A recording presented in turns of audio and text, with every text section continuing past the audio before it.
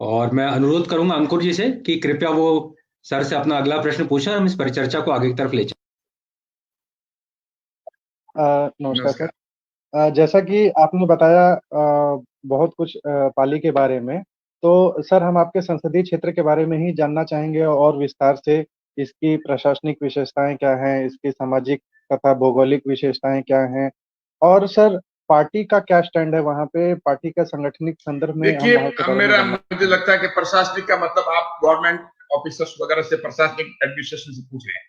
देखिए, मैं हमेशा जो है, अगर आप बात सरकार कोई भी हो हमारे प्रदेश में, पहले हमारी बीजेपी की सरकार थी, अभी कांग्रेस की सरकार, अधिकारी जो हैं उनको काम लेने का तरीका होना चाहिए।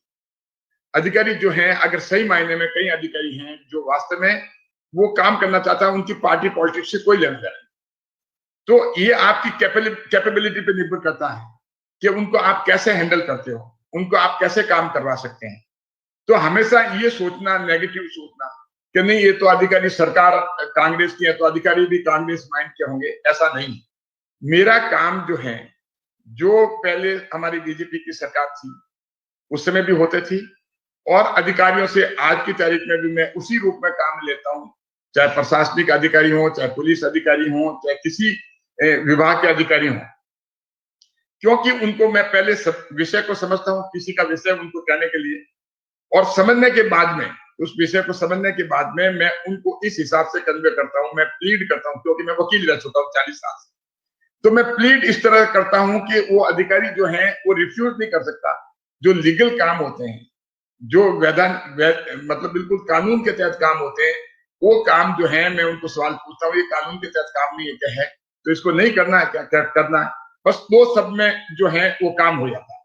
तो इसलिए, और दूसरी चीज हमारे दिशा की मीटिंग में, एक दिशा के बारे में बहुत बढ़िया बात बताना चाहूंगा आपके माध्यम से। ये भारत सरकार का इतना बढ़िया कदम है, इतनी बढ़िया पॉलिसी है कि मेरा मानना है कि दिशा मीटिंग जो होती है उसमें प्रधानमंत्री भारत सरकार की लगभग लगभग सभी योजनाएं आ जाती है, करीब 29-30 योजनाएं जो है सभी आ जाती है, और उसका एग्जीक्यूशन जो है वो बहुत महत्वपूर्ण है। आप योजना दिल्ली से बना दीजिए, और एग्जीक्यूशन अगर लेवल पे, ग्राउंड लेवल पे अगर नहीं है, तो वो आप देख लीजिए कि पूरे देश में, सारे संसदीय क्षेत्र में तो फेल हो जाए। तो उसके लिए उसका एग्जीक्यूशन की मॉनिटरिंग बहुत जरूरी है। तो दिशा कमेटी जो है उसका मॉनिटरिंग करती है, और मॉनिटरिंग में आप देखिए कि एक एक योजना को लेकर करके मैं बैठता हूं और अधिकारियों को जब पूछता हूं, क्योंकि आपकी स्टडी भी हो, और स्टडी के बाद में आपकी अंडरस्टैंडिंग भी हो सब्जेक्ट के बारे में, अंडरस्टैंडिंग होने के बाद में कहां पर एग्जीक्यूशन में उनके फ्लो है, उस फ्लो को आप जाने, जानने के बाद में जब अधिकारी को बताएंगे तो वो सतर्क हो जाएगा, और उसको पता होगा कि जब भी दिशा की मीटिंग होगी तो मुझे ये सवाल पूछे जाएंगे, तो मैं अगले 2-3 महीने के अंदर अंदर, मतलब 2 महीने के अंदर या 1 महीने के अंदर मैं मेरा एग्जीक्यूशन जो कंप्लीट करूं। तो जब भारत सरकार की योजनाएं जो हैं उनका अगर एग्जीक्यूशन जो है, अगर समाज के अंतिम छोर पे जो व्यक्ति बैठा है उस तक पहुंचेगी, तो अपने आप में ये बहुत बड़ा काम हो जाएगा। मैं बताऊं, सबसे बड़ा अभी गैप जो है वो देश में एग्जीक्यूशन का है। प्रधानमंत्री जी की योजना जो है बहुत ही बढ़िया है, हर तरह से बढ़िया है, भारत सरकार की योजना बढ़िया है लेकिन उसको ग्राउंड लेवल पे एजुकेशन जो है वो जिला प्रशासन करता है, वहां पर क्षेत्रीय प्रशासन करता है। तो उसको एग्जीक्यूशन के लिए ये दिशा कमेटी जो है, एक सांसद जो है, एक माध्यम है। तो हमने मंत्री जी से भी निवेदन किया, इसको और मजबूत किया जाना चाहिए, और अगर मजबूत होगा ये, तो उससे क्या कि एग्जीक्यूशन जो अगर सही होगा तो ऐसा लगेगा कि जो योजना दिल्ली से लागू की वो धरातल पे जो है उसका एग्जीक्यूशन होगा।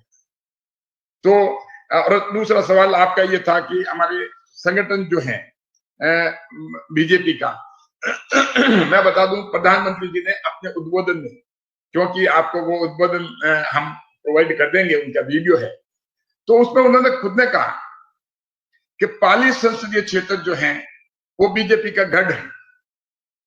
तो हर रूप में गढ़ है। लास्ट टाइम हमारे 33 सीटें हुई, जिला परिषद की थी, उसमें से 32 बीजेपी की आई, सिर्फ एक कांग्रेस हो गई, और पंचायत समितियां भी हैं, म्युनिसिपलिटी भी हैं। तो बीजेपी का एक गढ़ है। हमारे संगठन जो है पाली का बहुत मजबूत है, कार्यकर्ता मर्यादित है, जो जो जूते और मुक्के चलते हैं कांग्रेस में, और वो तो दूर, लेकिन हमारे संगठन में कभी भी कोई भी आदमी अगर किसी के अगर मतभेद भी रखता है तो भी वो अलग से जाकर के उससे अलग से मिलकर के बात बताएगा, लेकिन सबके सामने इस तरह की बात नहीं करते हैं। कार्यकर्ता भी बहुत मर्यादित हैं और बहुत ही मजबूत संगठन है। इसीलिए मोदी जी जो हैं 2014 में 4 लाख वोटों से जीते वहां और 2019 में 5 लाख वोटों से जीते। ये क्रेडिट जो है हमारे कार्यकर्ताओं को भी जाता है। और जहां तक सामाजिक और भौगोलिक स्थिति की बात है पूरे संसदीय क्षेत्र में, मैं आपको बता दूं कि मेरा संसदीय क्षेत्र बहुत विस्तृत है मुंबई में, ऐसे पूरा फैला हुआ है। एक तरफ उदयपुर आता है, दूसरी तरफ पाकिस्तान के बॉर्डर के आसपास आ जाता है, एक तरफ अरावली के पहाड़ है तो दूसरी तरफ रेगिस्तान है।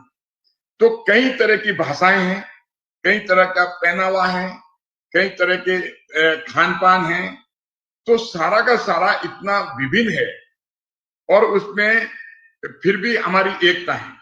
तो मतलब अगर आप देखेंगे बहुत ही इंटरेस्टिंग, कहीं तो बिल्कुल ही मतलब वाटर बॉडीज वगैरह खूब मिलेगी, टूरिस्ट स्पॉट्स खूब मिलेंगे और एक तरफ रेगिस्तान में भी खूब मिलेंगे, अरावली पहाड़ में भी खूब मिलेंगे।